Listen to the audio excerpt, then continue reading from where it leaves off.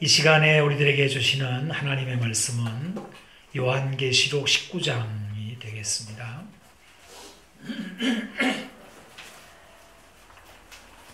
요한계시록 19장 1절로 10절까지 하나님의 말씀을 봉독하겠습니다. 이 계시의 말씀을 봉독할 때 살아계신 하나님의 음성을 다 들으시기를 바랍니다. 우리 한 절씩 교독을 해서 읽겠습니다.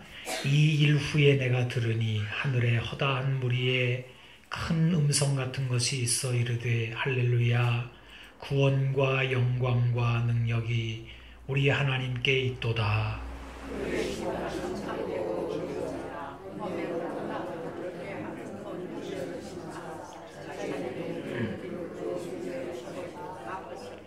두 번째로 할렐루야 하니 그 연기가 세세토록 올라가더라.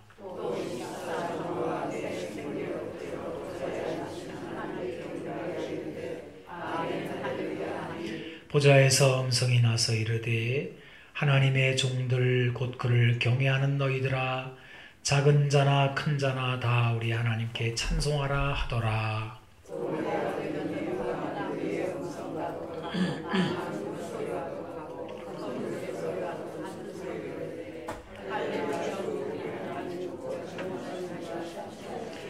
우리가 즐거워하고 크게 기뻐하며 그에게 영광을 돌리세.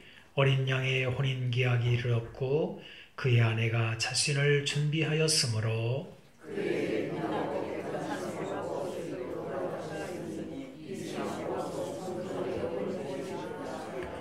천사가 내게 말하기를 기록하라. 어린 양의 혼인잔치에 청함을 받은 자들은 복이 있도다 하고 또 내게 말하되 이것은 하나님의 참되신 말씀이라 하기로 내가 그 발 앞에 엎드려 경배하려 하니 그가 나에게 말하기를 나는 너와 민 예수의 증언을 받은 네 형제들과 같이 된 종이니 삼가 그리하지 말고 오직 하나님께 경배하라. 예수의 증언은 예언의 영이라 하더라. 아멘. 오늘 읽은 말씀 가운데 복이 있다 이런 문장이 있습니다. 여러분 복 있다 그러면 우리 한국 사람들은 대번에 돈과 연관을 짓습니다만은 가만히 생각해 보게 되면 이 복이라고 하는 것은 자리와 관련이 있지 않습니까? 그래서 시편 1편에 그 유명한 말씀 복 있는 사람은 해놓고는 오만한 자들의 자리에 앉지 않는다. 나쁜 사람들하고 같이 앉아서 복을 말하지 않는다. 이렇게 얘기를 하는 거죠. 마리아가 예수님의 발치에 앉아서 말씀을 들었을 때 예수님은 그 앉은 자리를 좋은 편이라고 말을 합니다. 또 마태복음 24장에 보게 되면 충성된 종과 악한 종이 비교가 돼서 나오는데 이 충성된 종은 자기가 있어야 될 자리에 있는 거예요. 거기서 충성을 합니다. 그런데 악한 종은 술 친구들과 더불어 먹고 마시면서 악한 일들을 저지른다. 네, 이렇게 말씀을 하고 있습니다. 요즘에 한참 동안 TV를 뜨겁게 달군 연예인 스캔들이 있었습니다.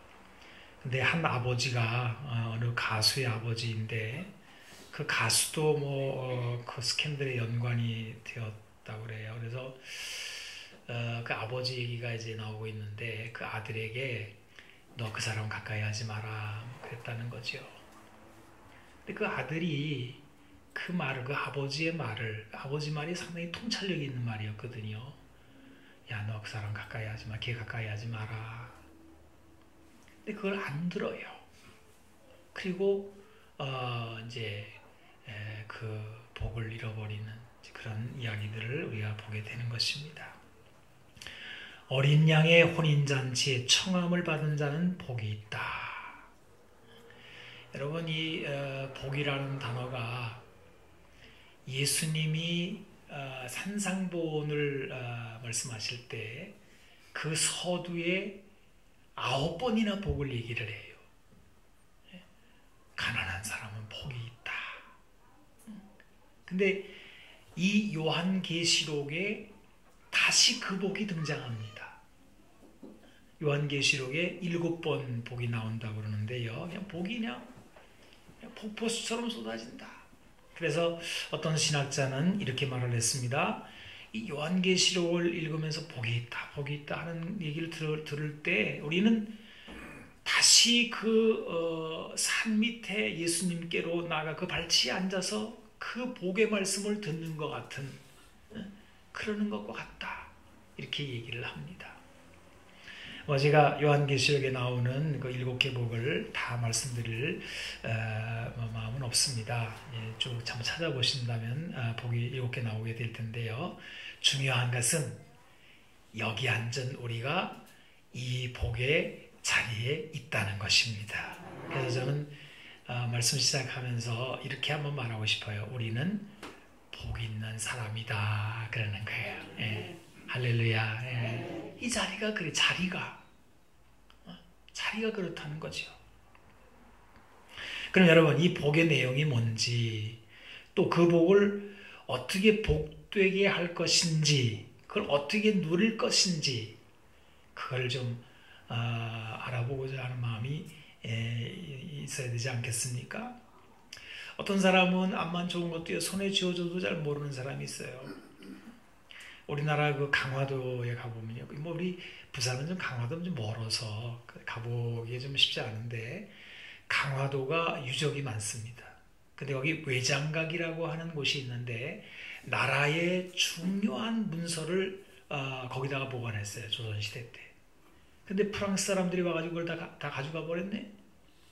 가져간 다음에 뭐 거의 한 100년 지나도록 안 줬어요. 안 돌려줬다고요. 도로 내놔라 했더니 막 그 사람들이 눈물을 뚝뚝 흘리고요. 이거 왜 주냐? 너네들은 그거 귀한 줄 몰라가지고 우리 가져왔는데 뭐 이러면서 안 주는 거예요. 참 할 말이 없습니다. 이 국가적인 보물, 세계적인 보물이지요. 이거를 우리가 지키지를 못했어요.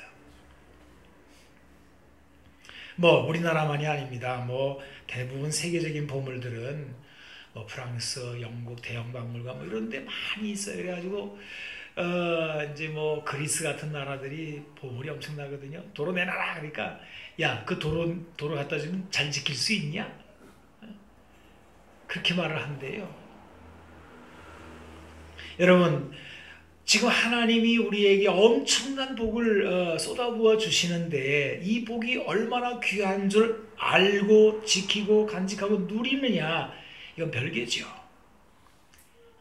그래서 이거를 오늘 좀 살펴보려고 하고요. 그러려면은 요한계시록으로 우리가 들어가야 됩니다. 문을 열고 요한계시록이라고 하는 책으로 들어가서 그 복을 우리가 만져보고 또 우리가 내 마음속에 간직하고 또 누리고 그렇게 돼야 되는 것입니다. 근데 이 요한계시록이 좀 어려워요. 왜 어려우냐 하면은 그냥 일반적으로 쓰는 평범한 그런 문장으로 되어 있지 않습니다. 묵시문학이다. 어떤 사람은 시어다.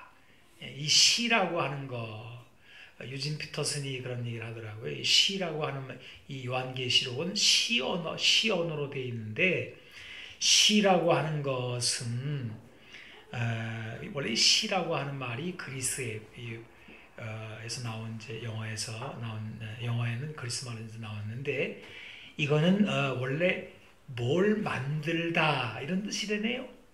시인이라는 말은 뭘 만드는 사람 이런 뜻이래요. 그럼 뭘 만드냐? 어떤 보이지 않는 그런 것들을 이렇게 설명하도록 상상력의 언어로 만들어서 그 실제의 이미지를 만들어서 우리로 하여금 거기에 동참하게 하는 거다. 이렇게 시를 설명을 합니다. 좀 어렵죠. 어려운 거는 그냥 잊어버리셔도 됩니다. 그러나 요한계시록은 우리가 그냥 일상적으로 쓰는 언어로 되어 있는 게 아니라 우리들의 상상력을 마음껏 펼 수 있도록 하는 것이구나.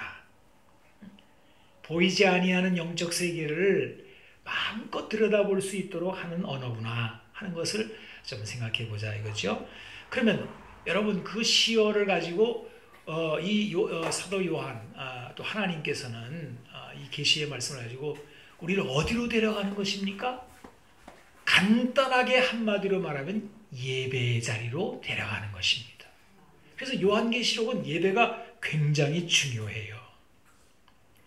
여러분 오늘 이 19장 이 본문에도 계속 예배가 나오지 않습니까?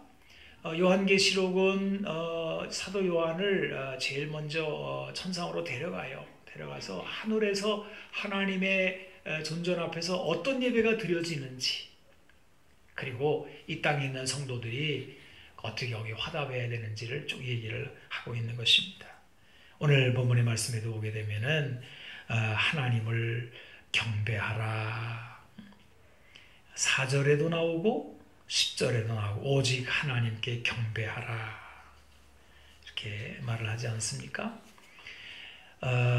그 유진 피터슨의 글을 한번 제가 읽어보겠습니다. 요한계시록을 가장 흔하게 오독하는 방법은 그것을 미래에 일어날 일을 예견하는 예언으로 읽는 것입니다. 물론 요한계시록에는 과거에 대한 언급도 있고 미래에 대한 함의도 있습니다. 그러나 이 예언자가 두드러지게 강조하는 것은 현재 곧 이 일상적 삶의 상황에서 우리 가운데 계시는 하나님의 현존입니다. 성경은 미래에 대한 비상한 관심을 경고합니다. 그래 놓고는 신명기 18장을 괄호를 지워 써놨더라고요. 여러분 신명기 18장에 무슨 말씀이 나옵니까? 하나님이 경고하시는 거예요. 너 가나안 땅에 들어가면 거기에 있는 이런 사람들 조심해. 그러면서 점쟁이, 기륭을 말하는 자, 요술하는 자, 무당, 진원자, 신접자, 박수, 초혼자, 이런 사람들 현혹되지 마. 거기 관심 갖지 마. 여러분 기독교라는 이름으로 이런 쪽으로 기울어져 가지고 들어가게 되면은 곤란하거든요. 자, 계속해서 유진 피터슨 얘기를 글을 읽어봅니다. 계시록이 두드러지게 강조하는 것은 현재 곧 이 일상적 삶의 상황에서 우리 가운데 계시는 하나님의 현존입니다. 하나님을 예배하여라, 세계 종말이나 적그리스도의 정체 이런 것도 나오지만 요한계시록의 가장 중대한 관심사는 하나님을 예배하는 것. 반모섬의 요한도 그 귀양살이 고달픈 현실에서 하나님을 예배하고 있다는 거예요. 제가 이 유진 피터슨 글을 읽어보면서 도움을 많이 받았어요. 목사니까 요한계시록을 왜 연구를 안 했겠습니까? 신학교에서도 배우고 그 이후로도 많은 이런저런 책도 보고 강연 다니고 이렇게 했는데 사실 요한계시록이 어려워요. 다들 쩔쩔매요. 다 미래에 일어날 어떤 장차 일어날 어떤 예언들로 많이 가거든요. 근데 유진 피터슨은 아니야, 그게 중요한 게 아니라 요한계시록이 말하려고 하는 거는 지금 하나님이 이 고난받은 많은 세상, 핍박받는 이 세상, 우리 예수 믿는 사람들이 힘든 이 세상에서 저 하늘에서 온 우주가 하나님을 예배하는 것처럼 이 배신의 땅, 이 지구, 이 세상에서 그래도 하나님을 예배하는 게 얼마나 중요한지를 말하려는 것이야. 이렇게 방향을 잡았더라고요. 이거 참 얼마나 귀한지 모르겠어요. 여러분, 우리 교회가 생겨난 이유가 무엇입니까? 이 예배당을 만들어 놓은 이유가 무엇입니까? 오늘 우리 살림교회 창립예배 날인데 우리가 뭘 생각해야 됩니까? 사람들이 예배당 하면은 뭘 생각해야 됩니까? 다양한 것들, 선한 사업도 있고, 이런저런 다 있겠지요. 그러나 가장 중요한 것은 하나님께 예배하여라 하는 거예요. 물론 우리 주일날 오전 11시 요것만 예배는 아니죠. 우리의 삶 전부가 예배지 않습니까? 그 다음에 이 요한계시록을 이해하기 위해서는 구약 성경에 대한 이해가 아주 필수적입니다. 여러분, 사도 요한이 요한계시록을 그 당시 1세기 교인들에게 이제 전해줄 때 요한계시록을 처음 받아보는 사람들은 교인들이죠. 당연히 구약 성경을 잘 알고 있다는 가정하에서 이제 말씀이 주어집니다. 그 당시의 성경은 물론 구약 성경이지요. 이 요한계시록이 404개의 구절로 되어 있는데 이걸 쫙 찾아보고 분석을 해보니까 요한계시록의 구약 성경에 대한 언급이 자그마치 518번이 나온대요.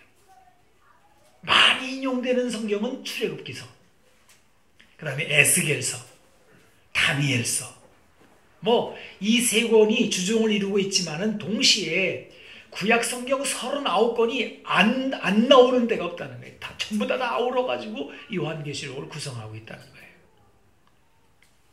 그리고 물론 이제 신약 성경이 막 시작이 되지 않습니까? 마태복음부터 유다서까지. 그래서 요한계시록의 앞에 있는 65권의 성경을 다 읽지 않고 요한계시록을 이해하려는 기대는 하지 말아라, 이렇게 말하고 있는 거예요. 여러분, 우리가 텔레비전을 보게 되면 드라마를 하는데 드라마를 어떤 거는 50회를 하기도 하고 긴 거는 거의 100회를 하기도 해요. 그런데 드라마의 맨 마지막 회만 딱 보고 그 드라마를 이해할 수 있습니까? 물론 마지막 회가 재능이 있겠죠. 그러나 앞에 전부 모든 1회부터 다 쫙 보고 나야 마지막 회가 이해가 되지 않습니까? 마찬가지로 창세기부터 요다서까지 성경 앞에 있는 전부 모든 걸 다 쭉 이해를 하고 나서 그 다음에 요한계시록이 이런 책이구나 하는 것을 알게 된다는 거예요. 요한계시록만 따로 떼서 읽고 해석하게 되면 많은 불미스러운 일들이 발생하게 된다라고 말할 수 있습니다. 여러분, 지금 사도 요한은 요한계시록을 통해서 예배의 삶을 말하고 있습니다. 이게 핵심이라고 말씀을 드렸습니다. 하나님께 예배하라. 이것은 우리들의 신앙생활의 핵심입니다. 교회 존재 목적이고 여기 앉아있는 우리들의 존재 목적이기도 합니다. 그런데 사도 요한은 이 예배의 삶을 어디다가 연결을 하느냐 하면 결혼식에다가 연관을 해서 말을 하고 있어요. 어린 양의 혼인잔치에 청함을 받은 자들은 복이 있다 그래요. 사도 요한은 결혼식을 좋아합니다. 요한복음 2장에 보게 되면 예수님이 가나 혼인잔치에 가셨습니다. 이것이 예수님의 사역의 시작이라고 요한복음은 소개하고 있습니다. 다른 복음서에서는 다루지도 않고 있는데 유독 사도 요한은 예수님의 사역을 말할 때 보라, 세상 죄를 지고 가는 하나님의 어린 양이로다, 이렇게 시작을 해놓고 그 다음에 대본에 가나의 결혼잔치를 보여주는 거예요. 그리고 성경의 맨 마지막 또 다른 사도 요한을 통해 주신 이 요한계시록의 마지막 넉 장에서 다시 이 어린 양의 혼인잔치를 들고 나오는 거예요. 사도 요한에게 있어서 우리 그리스도인의 삶의 예배에는 어린 양의 혼인잔치가 중요한 역할을 하고 있는 것입니다.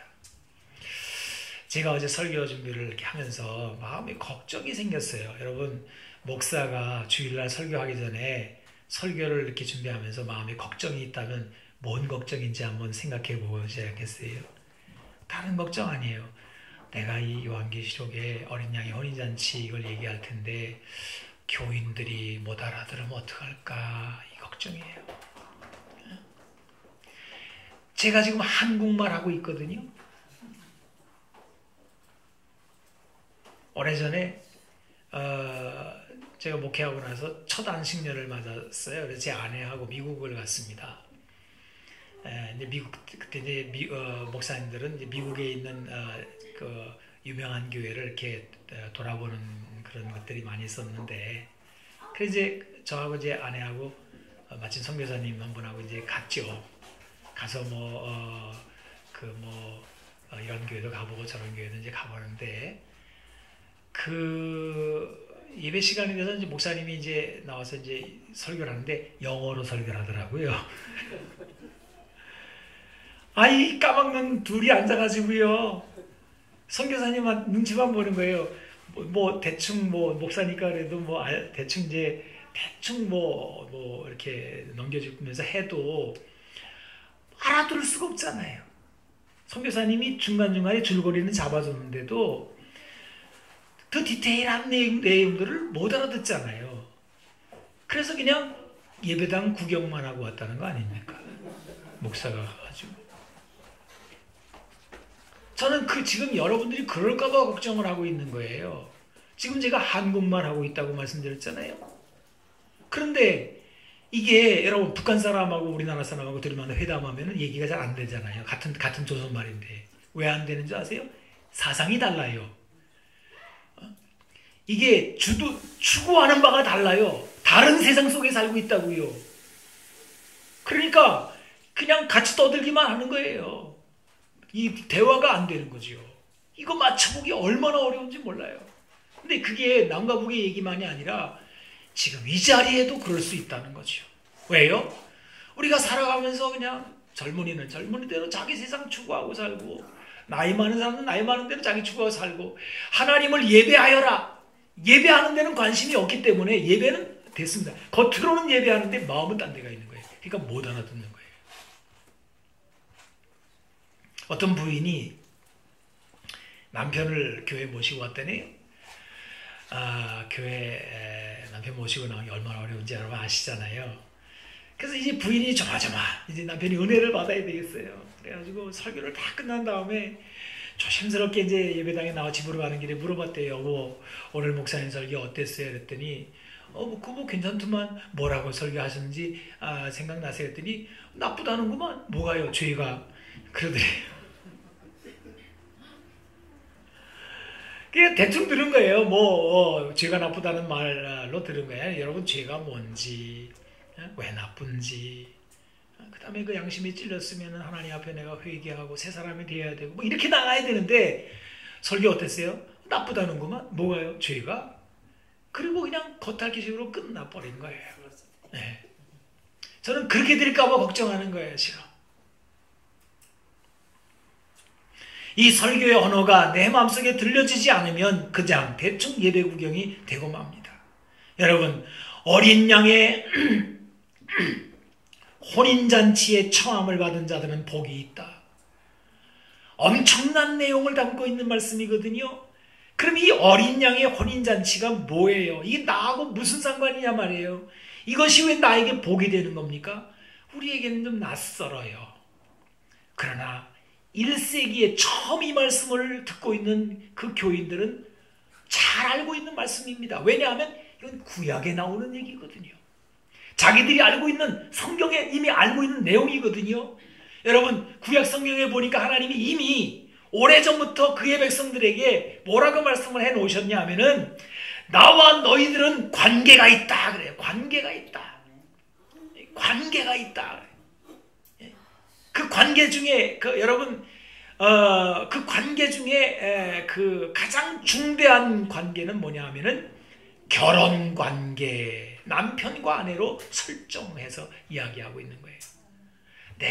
하나님이 말씀한 내가 너희들하고 관계가 있는데 나는 남편이야, 너희들은 아내고 이렇게 말하는 거예요. 하도 좀 심각한 것 같아서 조금 약간 우스운 얘기 좀 하고 지나갑시다.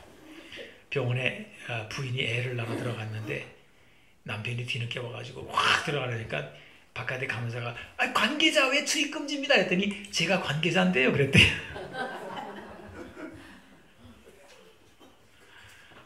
재밌는 얘기입니다.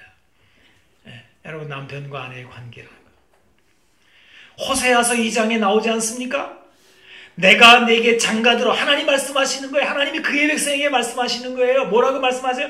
내가 너에게 장가들어 영원히 살되 공의와 정의와 은총과 긍휼이 여김으로 내게 장가들며 진실함으로 내게 장가들리니 내가 여호와를 알리라 그래요. 여러분, 하나님과 그의 백성은 언제나 관계적입니다. 이 관계를 여러 가지로 말하지요. 하나로 말하는 건 아니에요. 아버지와 아들, 창조자와 피조물, 목자와 양, 왕과 신하, 많은 관계들에 대한 이야기가 있어요.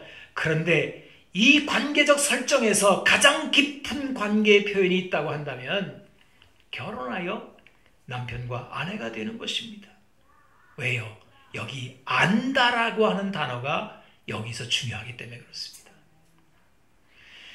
여러분 성경에서 안다, 내가 네게 장가들어서 네가 여호와를 알리라. 왜 하나님은 하나님을 아는 것을 결혼하는 관계로 이야기합니까? 이 성경에서 안다라고 하는 것은 그냥 단지 그냥 지식을 말하는 게 아니에요. 깊은 관계를 말하는 거예요. 경험적이고 인격적인 관계를 나타낼 때 안다라는 말을 쓰고 있는 것입니다. 그러니까 하나님은 여러분을 숫자라고 생각하지 않아요. 우리 교회가 지금 대부분 오류에 빠져 있는 게 뭐냐면 오늘 몇 명 나왔냐? 여러분, 우리가 몇 명입니까? 제가 몇 명입니까? 저는 이현진입니다. 몇 명이 아니고요. 인격입니다. 한 사람이라고요. 하나님은 몇 명으로 우리를 대하시는 법이 없어요. 한 사람 한 사람. 마치 아버지가 10명의 자녀가 있으면 9명이 와도 9명으로 만족하지 못해요. 왜? 그 한 명, 그건 유일한 관계니까요. 그래서 하나님께서는 우리를 남편과 아내라고 말을 하는 거예요.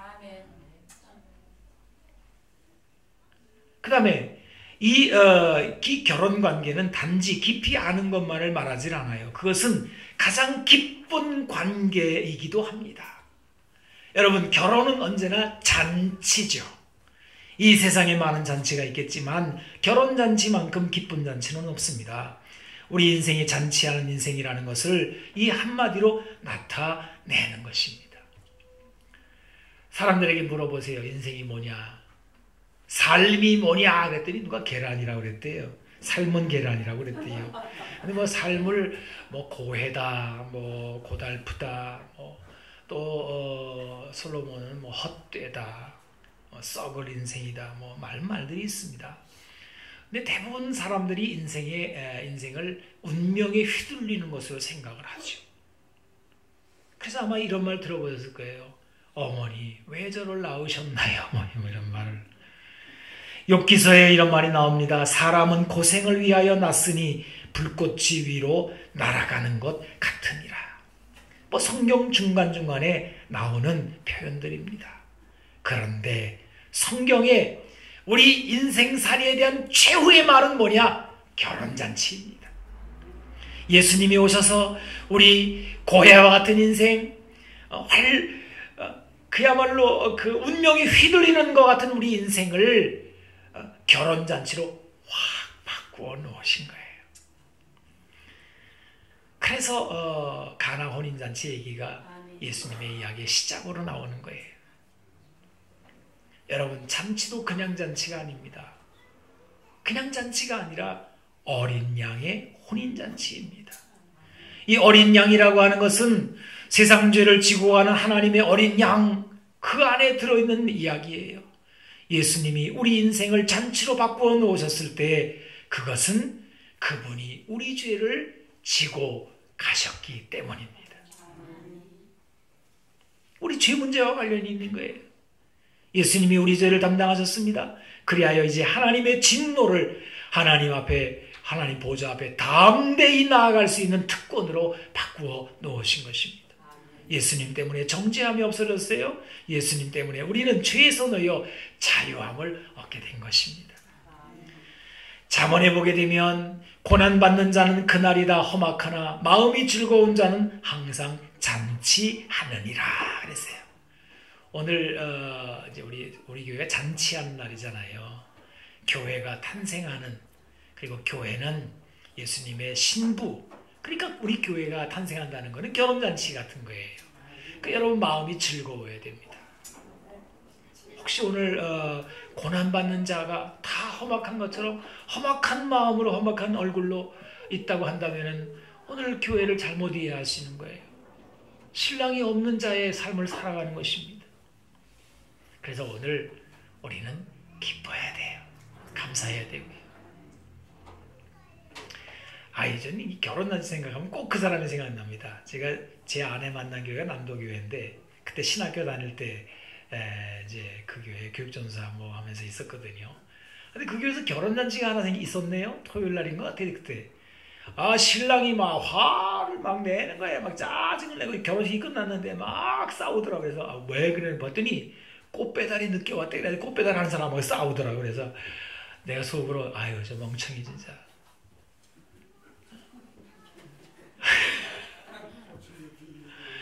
우리 행사하다 보면은 그런 일 생기죠. 마음에 안 드는 일도 생깁니다. 세상에 어떤 행사에 싹 다 마음에 들겠습니까? 뭐가 하나 삐끗해도 하겠죠. 그래도 큰 잔치라고 하는 것 속에 다 녹아버려야 되지 않아요. 그렇잖아요. 왜? 잔치니까. 신랑이 그날 어떻게 해야 돼요? 꽃배달이 늦게 왔어요? 허허 해야죠. 늦게 왔구만. 고생하셨네요. 팁을 줘야 되지요.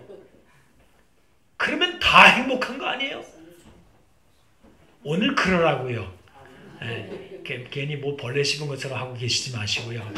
짜증나는 사람이 혹시 눈에 보여도 환하게 웃으시고요. 오셨습니까? 할렐루야 뭐 이렇게 하시라니까요.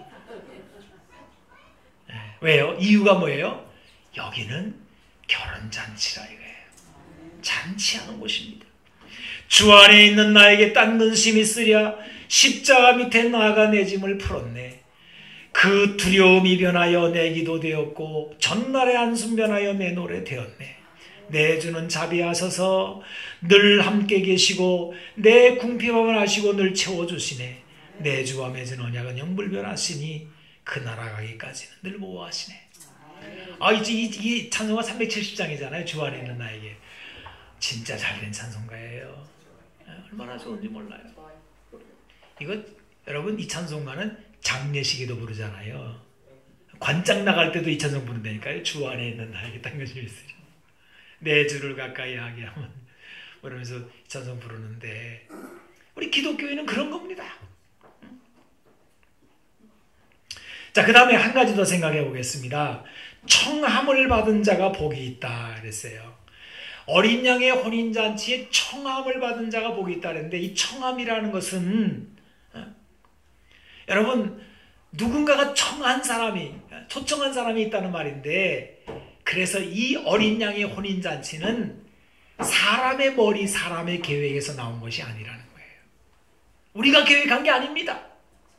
하나님의 계획입니다. 하나님이 베푸시는 잔치라는 말이에요.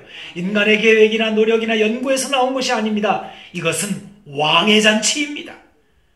그런데 그러는 이만큼 이 자리가 어려울 수 있어요. 누가 가고 싶다고 갈 수 있는 게 아닐 수 있다는 것입니다. 그런데 오늘 성경이 무엇을 말씀하고 있습니까? 그분이 우리를 초청해 주셨다는 것입니다. 불러주셨대요. 하나님의 초청장이 우리 각 사람에게 다 왔다는 것입니다. 여러분 성경이 말하는 하나님의 초청장을 들어보십시오. 오라 너희 모든 목마른 자들아 물러 나오라. 돈 없는 자도 오라. 너희는 와서 사 먹되 돈 없이 값없이 와서 포도주와 젖을 사라. 너희가 어찌하여 양식이 아닌 것을 위하여 은을 달아주며 배부르게 하지 못할 것을 위하여 수고하느냐. 내게 듣고 들을지어다. 그리하면 너희가 좋은 것을 먹을 것이며 너희 자신들이 기름진 것으로 즐거움 얻으리라. 너희는 귀를 기울이고 내게로 나와 들으라. 그리하면 너희 영혼이 살리라. 내가 너희를 위하여 영원한 언약을 맺으리니 곧 다윗에게 허락한 확실한 은혜이니라. 그랬어요. 와라 이거지요. 와라. 값없이 와라. 이라 오기만 해라. 이나 내가 다 줄게. 왜 배부르게 하지 못할 것 그걸 위해서 수고를 하고 거기다가 돈을 지불하고 고생을 하고 있느냐. 여러분 여기 10분만 내려가면 서면이에요. 서면. 우리 부산에서 제일 경찰 힘든 곳이 서면이래요. 서면은 밤에 사람들이 자질 않아요. 제가 아침에 나가보니까 아침에는 10시 11시까지 횡합니다. 다 들어가요. 너무 늦게까지 그냥. 근데 다 젊은 사람들이 거기 와가지고 술 먹고 언젠가 한 번은 나가봤더니 젊은 아가씨 하나가 그 길까지 밤 몇 시인지 모르겠어요. 1시인지 늦은 시간입니다. 쪼그리고 앉아가지고 그냥 토하고 막 꺼이꺼이 울고 앉아있는데 아이고 얼마나 추하고 불쌍하든지 말이죠. 뭐예요 이게? 왜 그렇게 되세요? 뭐 즐거움을 위하여 돈을 지불하고 갔어요. 밤새껏 퍼마셨겠죠. 즐거운 일 했는데 남은 게 뭐예요? 얼마나 공허하고 괴로워요. 몸 망가지고. 근데 주님은 어린 양의 혼인잔치와 목마른 자야와 우리 예수님은 이렇게 말하십니다. 명절 끝날 곧 큰 날에 예수께서 서서 외쳐 이르시되 누구든지 목마르거든 내게로 와서 마셔라. 나를 믿는 자는 성경의 이름과 같이 그 배에서 생수의 강이 흘러나오리라. 그랬어요. 이것이 바로 우리에게 보내진 하나님의 초청장입니다. 하나님 아버지도 우리를 부르시고 있고 예수님도 우리를 부르시고 있고 성령님도 우리를 부르시는 거예요. 요한계시록 22장에 보니까 성령과 신부가 말씀하시기를 오라 하시는도다. 듣는 자도 오라 할 것이요 목마른 자도 올 것이요 또 원하는 자는 값없이 생명수를 받으라 하시더라. 성부, 성자, 성령 삼위 하나님께서 전부 다 초청장을 다 우리에게 보내서 불렀단 말이에요. 그래서 그 이후로 청함, 부르심이라는 이 단어는 그리스도인을 가리키는 말이 됩니다. 그래서 성경의 로마서나 고린도서나 보게 되면은 기독교인들을 뭐라고 부르냐면 부르심을 받은 자들이라고 말을 해요. 네, 여러분, 이 부르심을 받은 사람들은 두 가지를 유의해야 됩니다. 첫째로는요, 이 부르심은 하나님의 은혜로 되었다는 것입니다. 유다서에 보게 되면 예수 그리스도의 종이요 야고보인 형제인 유다는 부르심을 받은 자, 바로 우리 기독교인들이죠. 곧 하나님 아버지 안에서 사랑을 얻고 예수 그리스도를 위하여 지키심을 받은 자들에게 편지한다. 부르심을 받은 자들은 곧 하나님의 사랑을 입은 자들이다 라고 말을 해요. 그 다음에 두 번째로 뭘 조심해야 되느냐. 마태복음 22장에 이렇게 나와 있습니다. 청함을 받은 자는 많되, 다시 말합니다. 부르심을 받은 자들, 초청장을 받은 사람들은 많지만 택함을 입은 자는 적으니라 그래요.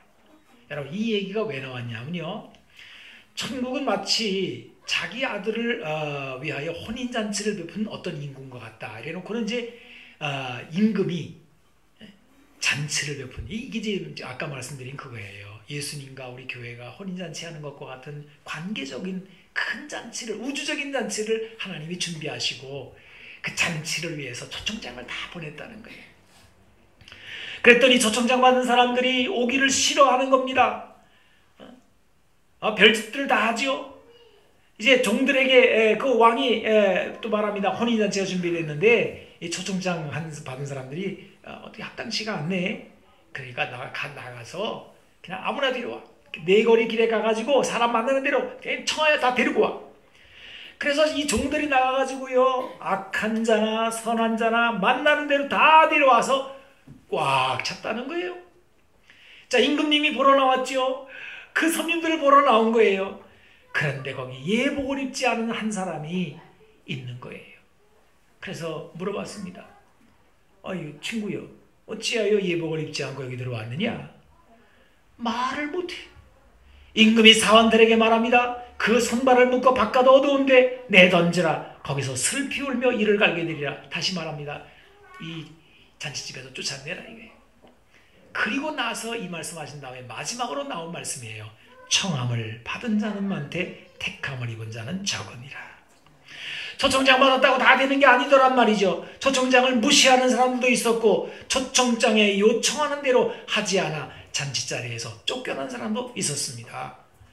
여러분, 분명 초청장은 복됩니다. 그러나 이 복을 누리는 것은 별개입니다. 그래서 예수님은 청함과 더불어 택함도 말씀하시는 거예요. 그럼 이 택함이라고 하는 게 뭐냐? 청함 받은 자는 많되 택함 받은 자는 적다 그랬는데 기드온 생각나게 하죠. 여러분, 기드온이 나팔을 부르니까 사람들이 모여들잖아요. 여호와의 영이 기드온에게 임하시니 기드온이 나팔을 불매 아비에셀이 그의 뒤를 따라 부름을 받으니라. 부름 받았다는 게 이제 초청장 받아서 왔다는 얘기예요. 얼마나 많이 하냐면 3만 2천 명이 왔어요. 많이 왔죠. 그런데 두려워서 떠는 자들을 가라 그랬더니 22,000명이 가버렸네요. 여러분, 하나님이 우리를 다 부르셔서 신앙생활을 시작하는데요, 하나님을 믿기 시작하게 되면요, 마귀가 가만 안 둡니다. 그래서 전도해보게 되면은 자꾸 이제 위협을 해, 마귀가. 그래서 교회 나가게 되면 두려운 일이 생겨요. 하나님만 두려워해야 되는데 자꾸 이제 운명을 두려워하게 돼요. 사고 나는 걸 두려워하고. 그래서 교회 나갔더니 집안이 망한대요. 한 집안에 종교가 들이면 집안이 망한대요. 뭐 이러면서 두려워서 교회를 안 나오는 거예요. 이렇게 떨어져 나간 사람들이 있는 것처럼 두려워 떠는 자가 22,000명이 돌아갔다. 나머지 10,000명 중에서 300명을 정선하여 고르잖아요. 그게 택함이라는 뜻입니다. 여러분, 그럼 왜 32,000명에서 300명만 남았느냐? 마음이 거기 없는 거죠.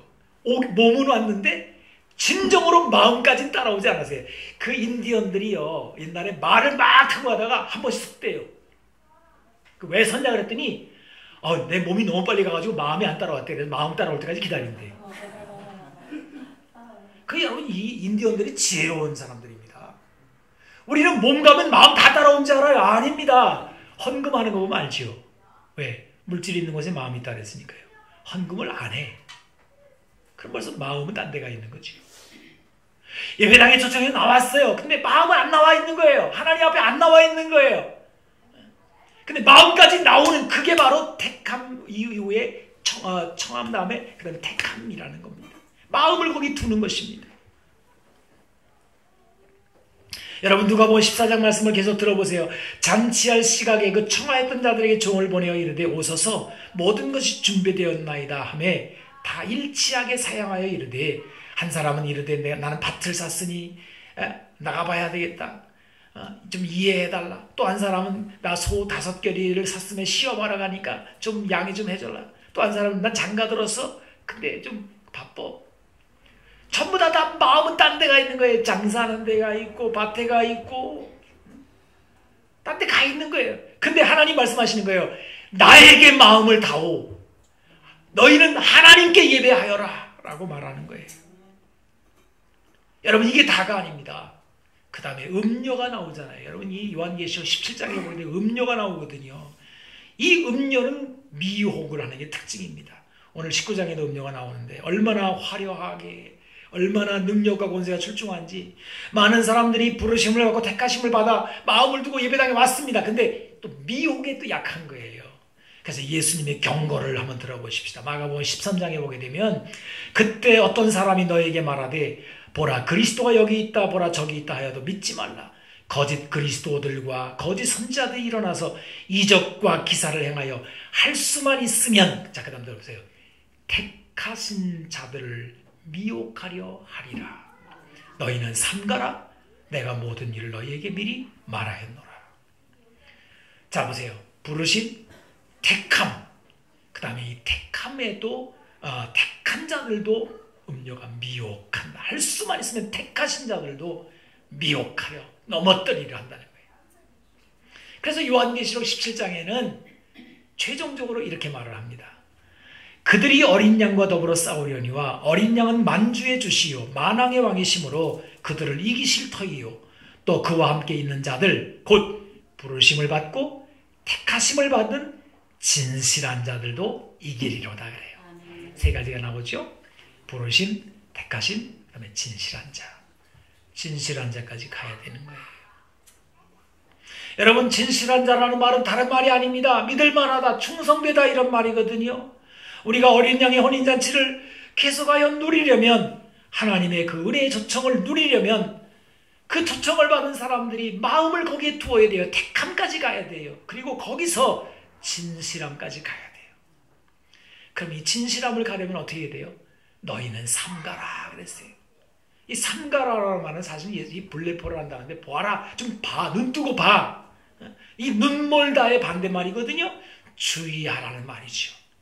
그러니까 우리가 이 신앙생활 할 때는 조심해야 돼요. 여러분, 예배당에 올 때마다 마음을 항상 조심해야 됩니다. 오죽하면 두렵고 떨림으로 너희 구원을 이루라 그러잖아요. 예배당에 나오는 사람들이 마음을 조심해서 와야 돼. 나는 오늘 예배당에 간다 그러면 마음을 조심해서 와야 돼요. 음녀가 나를 미혹해. 세상 권세가 나를 미혹해. 교회 안에도 세상 권세가 들어와 있거든요. 그래가지고 막 당을 짓고 막 권세를 부리고 막 음녀에 휘둘리는 대로 하는 거예요. 그리고 어린 양의 혼인잔치에서 넘어지는 것입니다. 조심하라. 너희는 삼가하라. 미혹이 있다. 오직 하나님만을 예배하려는 순수한 마음이 없으면 이 음녀의 혼인은 미혹을 당해낼 수가 없다. 그래요. 여러분, 이제 말씀을 마칩니다. 어린 양의 혼인잔치에 청함을 받은 자는 복이 있습니다. 이 어린 양의 혼인잔치에 온 사람들은 잔치니까 하나님과의 관계가 있고 기쁨이 있고 그리고 하나님을 예배하는 자리가 바로 이 자리입니다. 이제 교회가 탄생했습니다. 여러분, 교회가 마땅히 어떠한 자리인지를 모르면 이 어린 양의 혼인잔치가 뭔지를 모르게 되면 맨날 교회 와가지고 시험 드는 것밖에 없어요. 오늘 교회 갈까 말까 희지부지하고 맨날 끌고 다녀야 되고 먹여줘야 되고 근데 이게 어린 양의 혼인잔치이고 엄청난 은혜의 자리고 하나님을 예배하는 자리고 우리 영원히 살 것이고 이걸 알게 되면요 이거 얼마나 이 자리가 복된 자리인지 몰라요. 복이 있다 그러잖아요. 이 복을 영원히 누리시기를 축복합니다. 기도하겠습니다. 하나님 아버지, 우리를 어린 양의 혼인잔치에 초대하여 주시니 감사합니다. 마음을 여기에 둡니다. 하나님을 예배하고자 합니다. 음녀의 미혹에 굴복하지 않게 하여 주시고 오직 하나님께만 예배하게 하여 주옵소서. 하나님, 우리 살렘교회가 영원히 하나님을 기뻐하기를 원합니다. 이곳에 나온 사람들 누구든지 와서 인생이 바뀌게 하여 주시고 운명에 휘둘리는 것이 아니라 삶의 기쁜 잔치가 있는 인생으로 바뀌어지게 될 줄로 믿사오니 이 교회가 그런 자리가 되게 성령께서 늘 역사하여 주시옵소서. 우리 구주 예수님의 이름으로 기도하옵나이다. 아멘. 아멘.